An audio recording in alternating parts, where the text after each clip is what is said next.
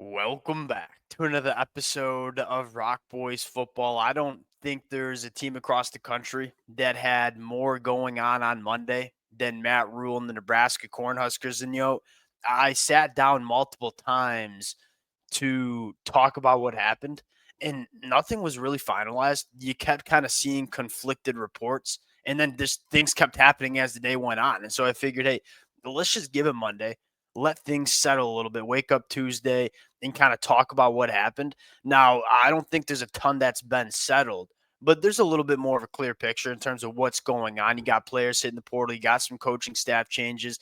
Want to get into it all now. Where I want to start, though, and I think this is probably the most important talking point that I think we're going to have, is that this early on in the offseason, it's really easy to say the sky is falling. And I follow a bunch of y'all on Twitter. I'm on the message boards with some of y'all, and there is a sentiment across the Nebraska fan base that this is a disaster. It's going to get a lot better when we talk about coaching hires and we talk about players coming to Nebraska in the transfer portal. It feels like this every single year in the beginning of the offseason. And then as the offseason goes on, things start picking up in the different direction. That's kind of with whatever fan base, whatever program you're talking about. That's kind of where it starts. It starts with players leaving in the transfer portal. Then you start making some good hires. Then you start adding some good players. And it kind of gets back to, all right, we're going to be just fine heading into 2025. Want to talk about some of the things that happened. Now, I think most importantly, one, to the Nebraska fans, it's going to be a busy offseason. This is going to be a really fun program to talk about. And a lot of y'all have been rocking with the fellas for a very long time. So, one, appreciate y'all rocking with it. If y'all do enjoy the content, consider subscribing to the channel. Much more importantly, we're going to talk about some defensive coordinator candidates. We're going to talk about where Nebraska should be going in the transfer portal. Would love to hear from y'all in the comment section. Appreciate you guys rocking with it. Without further ado, let's get into, I think, what is the biggest news from yesterday. Tony White going down to Tallahassee, taking the defensive coordinator spot at Florida State. We expected this at some point, whether it was going to be last year, whether it was going to be this year, whether it was going to be after the 2025 season.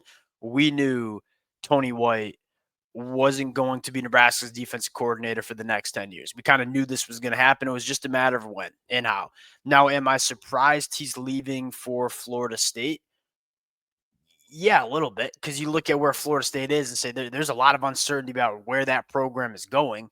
I don't think you can sugarcoat it and say, all right, we're happy to lose Tony. Tony White's done a phenomenal job with this Nebraska defense. There's no way around that. But I do think Matt Rhule was kind of preparing for this.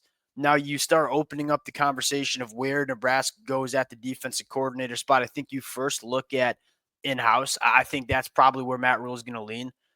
You bring in John Butler. You're bringing Phil Snow as an analyst. I think that was kind of the plan for life after Tony White.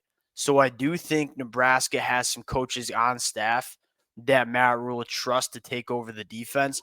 If Nebraska was going to go out of house, I think it would start, and I don't know how realistic this is, but like Jim Leonard, I think would be a great hire. I think Ryan Walters would be a really good hire. Just got fired from Purdue. Not sure how realistic those names are. Another name, Elijah Robinson at Syracuse. Obviously, some familiarity with Matt Rhule. More importantly, Elijah Robinson, I don't think he gets much better on the recruiting trail than Elijah Robinson. And especially if you do end up losing a guy like Terrence Knighton, then I really do think Elijah Robinson becomes a really attractive staff member for Nebraska. This is a bigger storyline to me than Tony White, in my opinion. You look at Terrence Knight, I don't think you can find one elite recruiter, elite relationship builder. You kind of see that not only with what Nebraska's done on the recruiting trail, but how the defensive line room feels about Terrence Knighton. This to me is kind of priority number one. And when you first started hearing the news about Tony White going to Florida State, you started hearing the news about Terrence Knight going with him.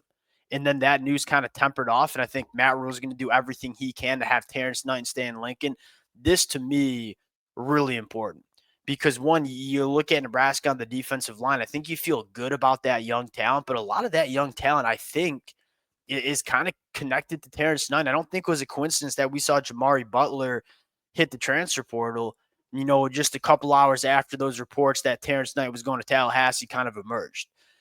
If you can keep Terrence Knighton, I think it goes a long way in terms of keeping a lot of this young talent on the Nebraska defensive line. It's already going to be a position that I think Nebraska needs to address in the transfer portal as you lose guys like Ty and Nash and potentially even Jamari Butler. Now, if Terrence Knighton decides to stay in Lincoln, I would not be surprised if Jamari Butler as well stays in Lincoln, Nebraska.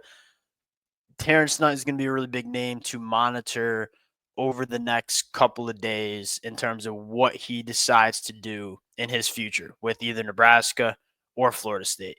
Now, again, do I think Nebraska expected the defensive coordinator hire? I do think they saw that coming. And I think Matt Rhule did a decent job getting some guys on staff that could replace him. I do think this will be an attractive job opening for a lot of other candidates that we see across the country. I'm not that concerned about the defensive coordinator spot.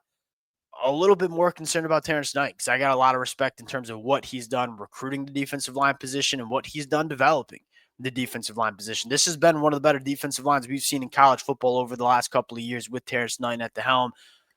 Some really good news for Nebraska, at least in my opinion. Dana Holgorsen inking it in for 2 years.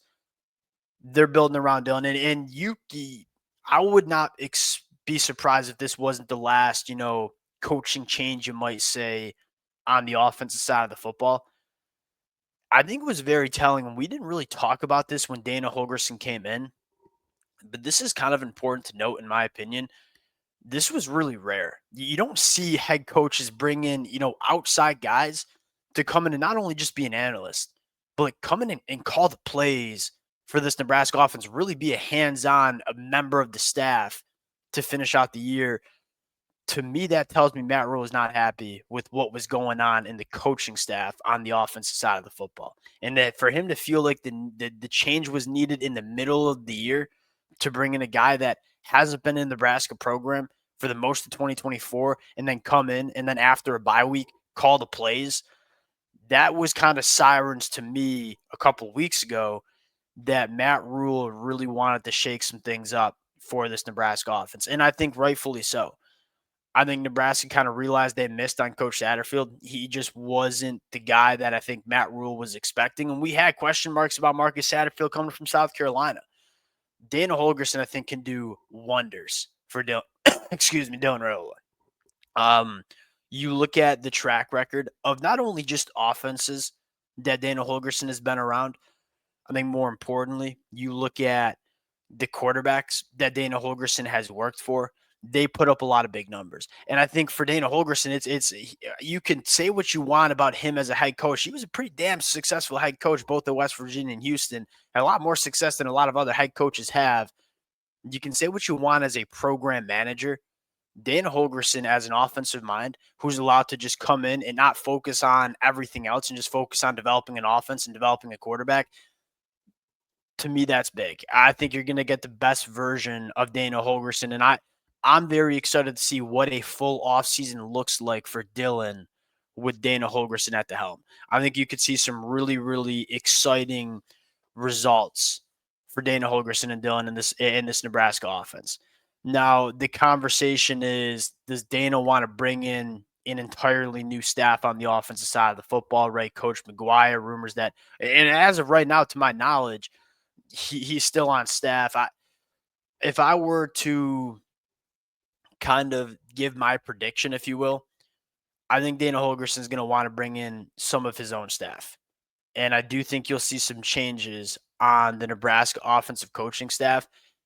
And quite frankly, I don't think that's all that bad. You kind of look at the development at certain position groups and say it just wasn't good enough. I think you start at wide receiver. And Dana Holgorsen has worked with wide receivers too and has done a damn good job. Like even at Texas Tech, working with a guy like Mike Crabtree, he's been around some of the better wide receivers that we've seen play college football.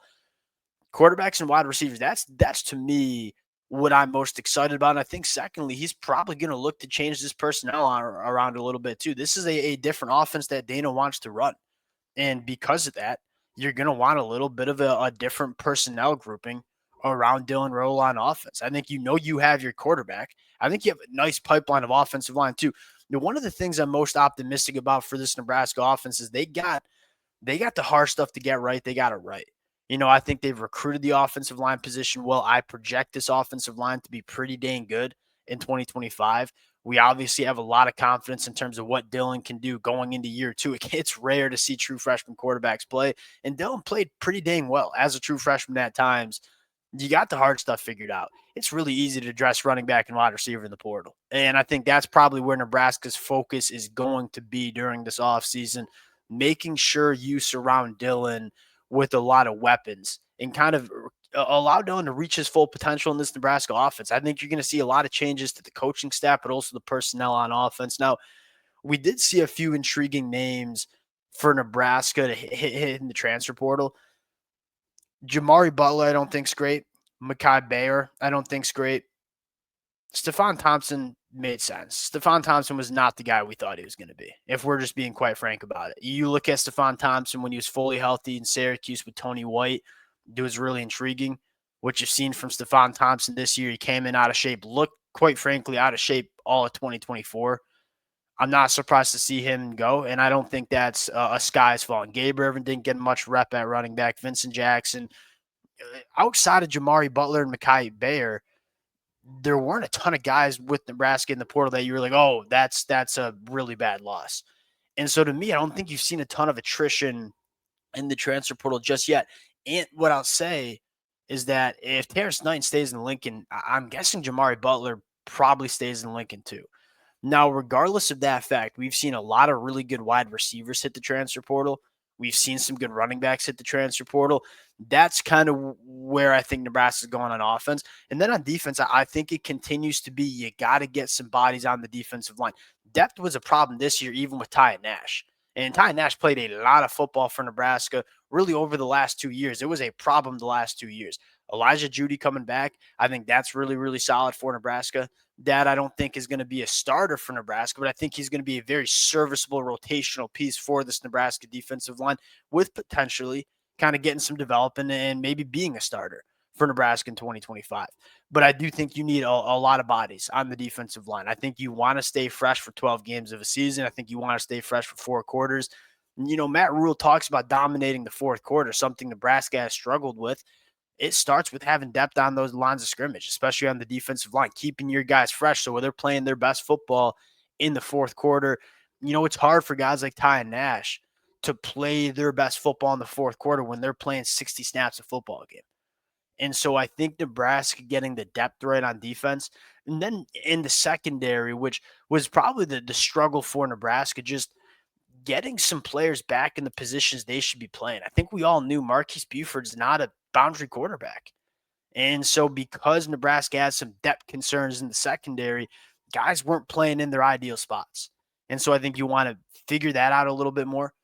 Again, I think Nebraska, it does seem like the sky is falling after yesterday. I certainly don't think that's the case. And I do think in the transfer portal, they can be pretty picky and they can be pretty intentional. I don't think you have to do a ton of work with this roster, especially on offense. And I think the positions they want to address are positions that are easy to address in the transfer portal. You got your quarterback. I think you got a solid offensive line with a lot of young talent kind of rising through the ranks.